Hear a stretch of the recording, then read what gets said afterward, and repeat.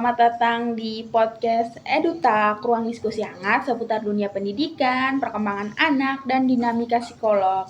Saya Sinta Ahumolungo. Dan saya Rivalinda, senang sekali bisa kembali menyapa ruang dengar teman-teman pada episode kali ini. Win, kalau kita bicara tentang sekolah, idealnya sebuah institusi pendidikan itu kan dirancang sebagai laboratorium moral, tempat paling aman, dan ekosistem suportif untuk mendukung perkembangan kognitif maupun emosional siswa ya. Betul banget, Sin. Sekolah seharusnya menjadi safe zone, tapi sayangnya realitas di lapangan seringkali memperlihatkan potret buram. Akhir-akhir ini, ruang akademis kita justru tercemar oleh maraknya kasus kekerasan seksual pada peserta didik. Ini bukan lagi sekedar pelanggaran moral biasa, tapi sudah menjadi krisis kemanusiaan dan pelanggaran hak anak yang serius. Nah, di episode hari ini kita akan mengupas tuntas sebuah kisah nyata yang sedang viral di media sosial, yaitu dugaan kekerasan seksual di lingkungan sekolah menengah agama negeri di Gorontalo. Kita tidak akan masuk ke ranah gosipnya, melainkan membedah dampaknya terhadap psikologi dan hancurnya prestasi belajar siswa melalui kacamata psikologi pendidikan. Jadi, pastikan simak sampai habis ya.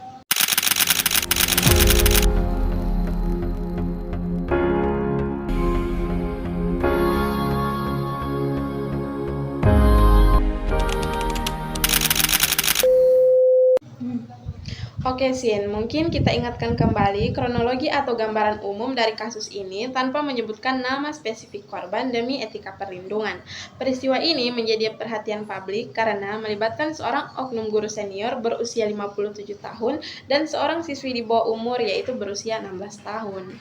Yang bikin miris dari data yang ada, tindakan asusila ini diduga berakar dari manipulasi hubungan emosional atau kedok asmara yang sudah digiring sejak tahun 2022. Nah, pelaku secara sadar menyalahgunakan jabatan dan otoritasnya untuk memberikan perhatian lebih atau perlakuan khusus kepada korban. Betul, dan situasi psikologis korban saat itu sebenarnya sangat rentan, Sin. Korban ini adalah seorang anak yatim piatu. Secara psikologis, seorang anak yatim piatu yang kehilangan figur pelindung cenderung mempersepsikan perhatian manipulatif dari oknum guru tersebut sebagai bentuk kasih sayang tulus seorang ayah, padahal itu adalah jebakan eksploitasi. Padahal korban sendiri dikenal sebagai siswa yang sangat berprestasi dan memegang amanah sebagai ketua OSIS di sekolahnya. Ketika kasus ini mencuat dan rekaman visualnya tersebar, publik langsung tersentak.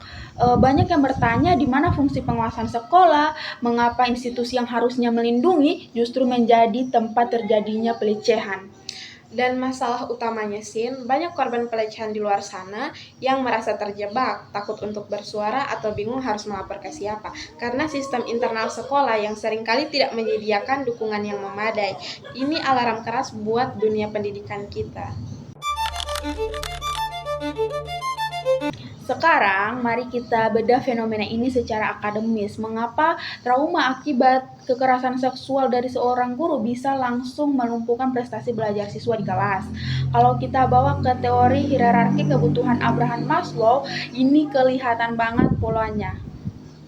Wah, menarik nih. Menurut Maslow, motivasi dan kemampuan belajar manusia ini akan bergerak berjenjang dari kebutuhan dasar sampai aktualisasi diri. Kita tidak akan pernah bisa mengakses kebutuhan kognitif yang tinggi seperti fokus belajar, berpikir kritis, atau meraih prestasi akademik kalau kebutuhan dasar di bawahnya belum terpenuhi. Tepat sekali. Dan dalam kasus ini, tindakan destruktif pelaku itu telah menghancurkan kebutuhan akan rasa aman korban. Ketika sekolah yang harusnya menjadi tempat aman berubah penuh ancaman dan teror. Secara neuropsikologi, seluruh energi mental dan kapasitas fisik siswa habis terkuras hanya untuk mekanisme bertahan hidup melawan kecemasan kronis. Nah, jadi wajar fungsi otaknya itu memproses pembelajaran itu menjadi lumpuh. Jadi kesimpulannya, penurunan prestasi akademik pada korban pelecehan itu bukan karena kecerdasannya menurun, Yasin, melainkan karena pilar rasa amannya runtuh. Betul, selain menurut Maslow, kita juga bisa melihat ini di teori ekologi perkembangan Urir Brown Verbruggener, yaitu teori ini bilang kalau perkembangan anak dipengaruhi oleh interaksi dan lapisan lingkungannya. Nah, lapisan terdalam yang bersentuhan langsung dengan siswa dinamakan mikrosistem, yaitu rumah, kelas, teman sebaya, dan guru. Di tingkat mikrosistem ini, kualitas hubungan harusnya berbasis rasa saling percaya atau trust. Tapi ketika figur otoritas seperti guru menyalahgunakan kekuasaan untuk melecehkan, mikrosistem sekolah langsung rusak dan beracun. Dampaknya meluas ke mesosistem, yaitu hubungan antar lingkungan. Korban yang diancam pelaku akan menjadi tertutup, takut, dan bingung, sehingga orang tua di rumah terlambat mendeteksi adanya trauma psikologis pada anak. Nah, kerusakan ekosistem inilah yang menjelaskan secara logis mengapa korban menunjukkan perilaku defensif seperti sering melamun, ketakutan berada di area sekolah, membolos, hingga menarik diri secara sosial. Kalau kita rangkum dari analisis tadi, ada beberapa faktor penyebab utama. Yang pertama, jelas adanya ketimpangan relasi kuasa atau power asimetri yang dieksploitasi oleh pelaku. Yang kedua, pelaku memanfaatkan kerentanan psikologis korban yang merupakan anak yatim piatu. Dan ketiga, adanya kelemahan sistem pengawasan internal di sekolah yang lambat mendeteksi indeks awal pelanggaran moral guru. Dampaknya pun sangat fatal ya Win, mulai dari trauma psikologi berat seperti kecemasan akut, depresi, serangan panik, gejala PTSD, kemerosotan prestasi, sampai resiko sanksi sosial ganda karena jejak digital kasus yang viral di internet. Lalu, apa solusi berbasis psikologi yang bisa kita tawarkan untuk memutus rantai dampak destruktif ini? Di laporan kita ada 3 solusi konkret beserta kelebihan dan kekurangannya.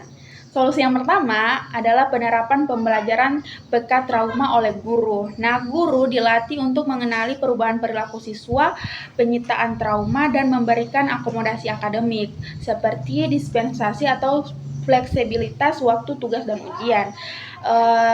Solusi ini memiliki kelebihan yaitu bisa mengurangi beban kecemasan akademik korban. Namun, kekurangannya itu guru butuh pelatihan ekstra dan kalau tidak dikomunikasikan dengan baik bisa memicu kecemburuan sosial dari siswa lain di kelas. Solusi kedua adalah langkah struktural, pembentukan Satgas PPKS atau pencegahan dan penanganan kekerasan seksual di tingkat sekolah. Satgas ini menyediakan kanal pengaduan digital yang aman, rahasia, anonim. Kelebihannya sangat efektif memutus relasi kuasa pelaku karena dilindungi sistem hukum sekolah. Kekurangannya, manajemen datanya harus ketat. Jika sampai bocor, korban berisiko mengalami trauma sekunder akibat perundungan atau stigma sosial. Nah, solusi ketiga ada itu program konseling klinik pemulihan trauma intensif, yaitu sinergi antara guru BK dan ahli luar seperti psikologi klinis dari Dinas Perlindungan Anak. Solusi ini memiliki kelebihan yaitu menyembuhkan trauma PTSD dari akarnya agar regulasi emosi anak itu pulih, namun memiliki kekurangan yaitu prosesnya itu butuh waktu yang lama atau tidak instan dan menuntut kesiapan anggaran institusi. Wah, luar biasa banget pembahasannya, Sin. Sebagai kesimpulan, kasus ini memberikan pelajaran berharga bahwa keberhasilan akademik tidak akan pernah berdiri sendiri tanpa adanya jaminan kesehatan mental dan ruang aman bagi peserta didik. Betul sekali. Nah, rekomendasi utama kami sekolah harus menerapkan zero toleransi policy atau tidak ada toleransi bagi pelaku kekerasan seksual, yaitu pecat secara tidak hormat dan proses hukum. Di sisi lain, sistem rekrutmen tenaga pendidik harus direformasi radikal melalui background check dan psikotes berkala demi menjaga moralitas institusi. Dan untuk para orang tua serta masyarakat, mari bangun komunikasi asertif di rumah agar anak bisa secara aman bercerita, serta kawal pemulihan mereka tanpa memberikan stigma negatif. Nah, buat kalian teman-teman pendengar EduTalk, bagaimana tanggapan kalian mengenai ruang aman di sekolah? Atau punya pengalaman terkait sistem pengaduan di sekolah kalian? Yuk bagikan opini kalian di kolom komentar media sosial kita ya. Terima kasih telah mendengarkan episode kali ini. Saya Rivalinda. Dan saya Sinta. Sampai jumpa di episode EduTalk. Tetap peduli, tetap mengedukasi. Salam EduTalk.